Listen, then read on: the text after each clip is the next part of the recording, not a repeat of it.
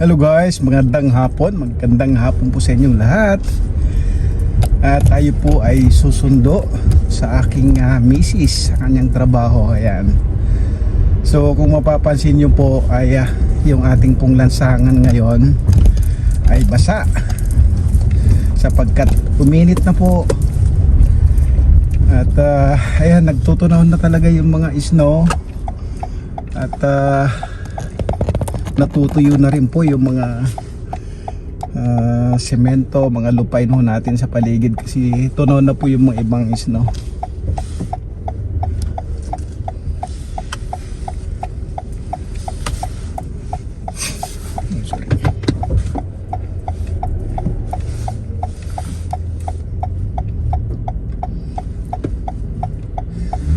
So ngayon po ay hapon dito sa Winnipeg.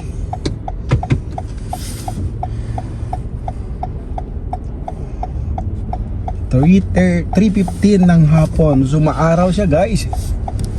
Ayan. So tulad po ng sinabi ko, ako po ay araw-araw na sumusundo po sa aking misis. Sila po ay nalipat na pala ng kanilang trabaho ngayon. Yung dati po ay mas malapit, pagkat ang aking pong commander ay nagtatrabaho po sa tahian ng Canada Goose, no? Mga jacket na pang winter. Kaya yun guys, medyo mas malayo na ngayon yung pwesto, yung linipatan nila sa ibang building kasi medyo nagbawas po ang mga trabahante ngayon ng Canada Goose. Kakalungkot kasi may mga na layoff. Yung mga iba naman yun nga, katulad kay Commander, mga kasamahan niya ay na-retain.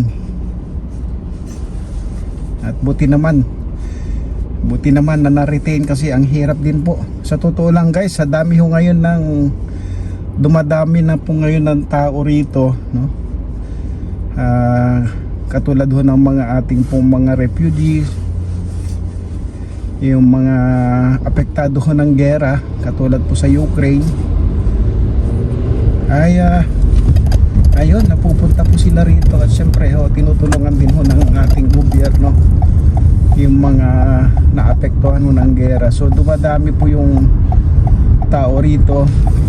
Syempre pagka dumadami ang tao ay medyo maraming maghahanap ng trabaho. Kaya medyo mahirap ng konti ngayon dito. Hindi katulad noong una na talagang yung trabaho ang naghahanap sa'yo. Ngayon naman, ikaw na talaga yung maghahanap, pero okay pa rin naman. And guys, kung makikita nyo po yung ating karsada ay talagang basa. Marumi kasi yung mga dahon dati nung nakaraang taon ay nalaglag sa lupa, so hindi na nalinisan.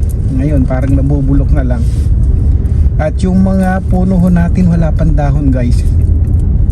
Ayan makipansin nyo po ay wala pang dahon. So malapit-lapit na po yan, tutubo na po yan. Ganyan po ang mga puno rito, na pagka magsasummer na ay unti-unti na hong tutubo yan, mamumulaklak na yan. So ganun po ang ating sitwasyon ngayon dito. Medyo mataas na ho yung temperature. Positive 30 na ho ang nakaregister po dito sa ating sasakyan. So sa umaga na lang yung medyo malamig.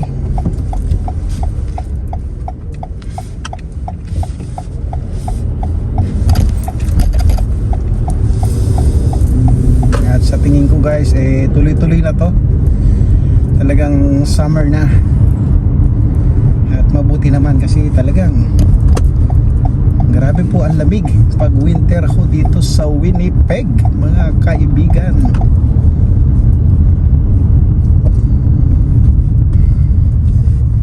So may time na ho naman tayo na mag-vlog.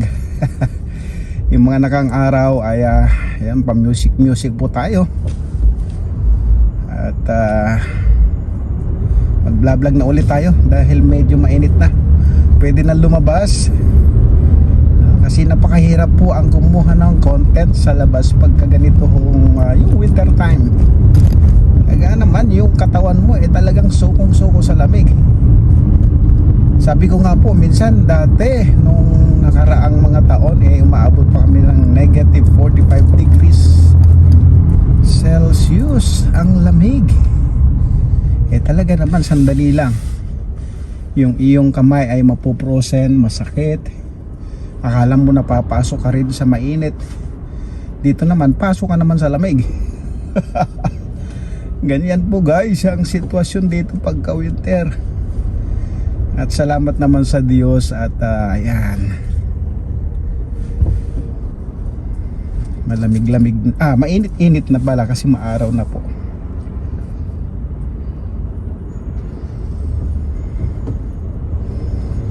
So bali po yung lugar ng Canadagos ay dito po sa Winnipeg, ay doon po sa may industrial park din siya. Puros mga gawaan yung mga nandoon, mga nabang tawag natin dyan, factory. Yan.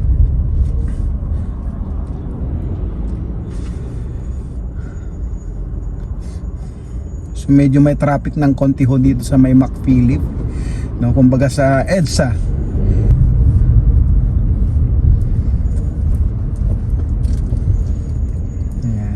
Okay din, may mga style din na pasingit-singit minsan.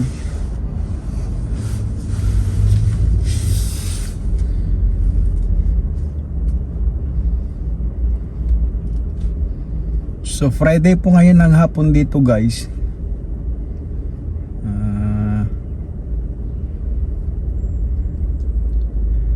Medyo maganda-ganda ho yung panahon.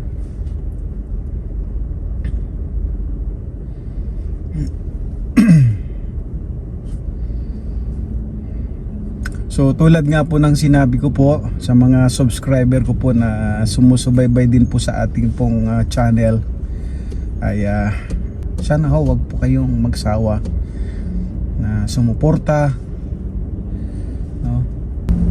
Pakaganda sana yung music yung paggawa ng mga tugtuging Ilocano pagka tayo po ay pure na Ilocano. Tayo nga pala guys ay Tagalawag, Lawag City. Ayan, Ilocos Norte sa Philippines po. Sabi nga met, pure na Ilocano mot. Paunay kamot taon. Ganon po ang Lawag City. Ayan, so shout out po sa mga kababayan po natin dyan sa Lawag, Ilocos Norte, Lawag City.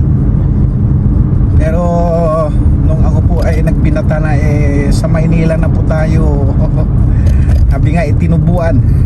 Sorry po. Doon na po tayo lumaki, nagbinata at nagkapamilya guys sa Cubao. Ayan, shout out din po sa mga kababayan ho, yung mga kapitbahay ko, mga kaibigan dyan sa Cubao, sa may Marpi. Ayan, 20 Avenue. Shout out po sa inyo dyan. Lahat po ng mga kaibigan po natin dyan, mga kumpare, mga kumare. Ayan po. So maganda na ho yung panahon namin, hindi na malamig. Ayan o. Ayun, casino po yung pero alam nyo po, minsan nakakaano rin yung casino.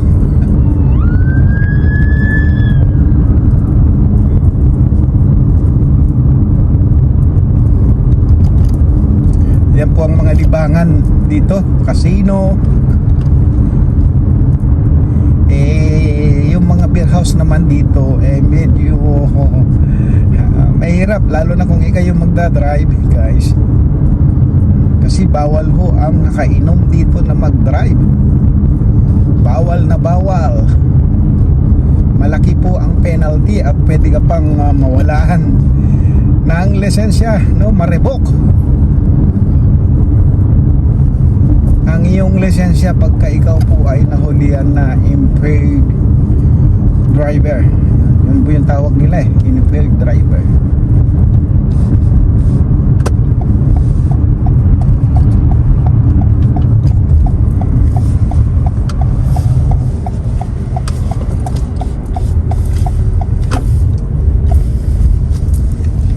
Ayan o. pansinin nyo po talaga yung mga puno natin, walang wala lahat. Ang makikita nyo lang ho na meron pong dahon dito talaga is yung tinatawag ho nating aruo sa Ilocano. Aruo ba? Yung pine tree. Sa Baguio maraming pine tree. Ayan yung sa bahay na yon, yung may dahon, pine tree po yun eh. Ayan. Ika nga tulad ko po, ang dahon ng puno rito ay kalbo. Medyo nakakalbo. Ayan, ganyan po ang inyong Kuyang Danny, medyo nakakalbo na sa kakasombrero. At siyempre talagang lahi naman talaga namin medyo kalbo. Hindi naman kalbong kalbo, medyo lang, medyo.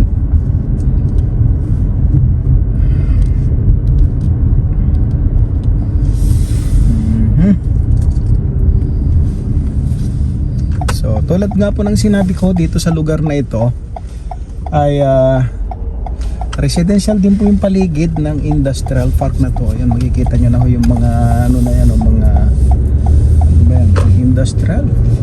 Oh, shock absorber ng mga sasakyan. Marami rin pala rito.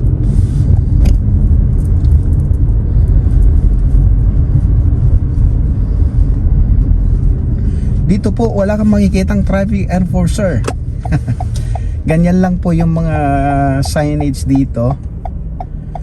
Ika nga parang sa Clark, first in, first out. Ganun po talaga. Walang enforcer, may police. Pero pag nag-violate ka, mamaya-maya nandyan na ho yung police sa likod mo.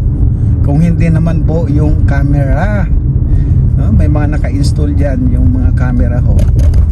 Yan nga sanang isang maganda dyan sa Pilipinas mga kaibigan, para mabawasan yung mga nagba-violate yung mga camera. Pagka ikaw nag-violate,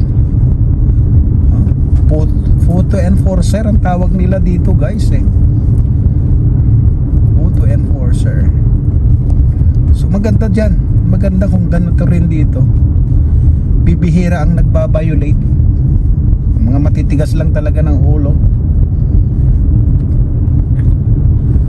Ayan o. So ito po ay industrial park. Puros mga ano yan, mga malalaking company.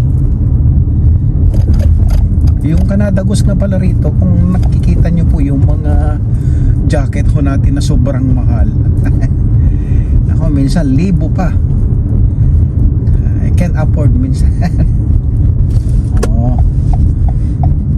Sa kakakwento ko, muntik na ako lumagpas pagsusunduan ko. Ayan po, ito po yung Canada Goose. Kabilaan po ang building nito. Ayan, Canada Goose. Ayan guys, wala na mapagpaparkan. So pwede tumumbay muna rito. Doon pwede. Meron pa yata guys. Napakarami hong empleyado nitong Canada Goose. Talaga naman.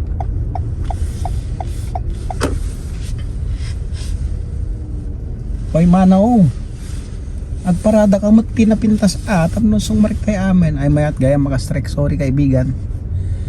Ayan, makikita nyo yung plug ng Canada at saka yung Canada Goose doon. Okay, so andito na po ako sa Canada Goose. So and guys, muli po sa aking pong muling pagbablog ay siguro pasyal-pasyal muna tayo dito sa lugar uri namin. Either maglalakad or sasakyan. At pagka medyo maganda-ganda na ho yung panahon, tayo po ay magbabike uli. Ayan, magbabike na tayo. At magandang exercise din po sa katawan guys. Sige guys, maraming salamat po ulit. At patuloy nyo mo pong suportahan ang ating pong channel. Ayan, sa mga subscriber ko po, maraming salamat sa inyo. Thank you so much. Ay, inubuo. Sorry po. Thank you. Hanggang sa susunod.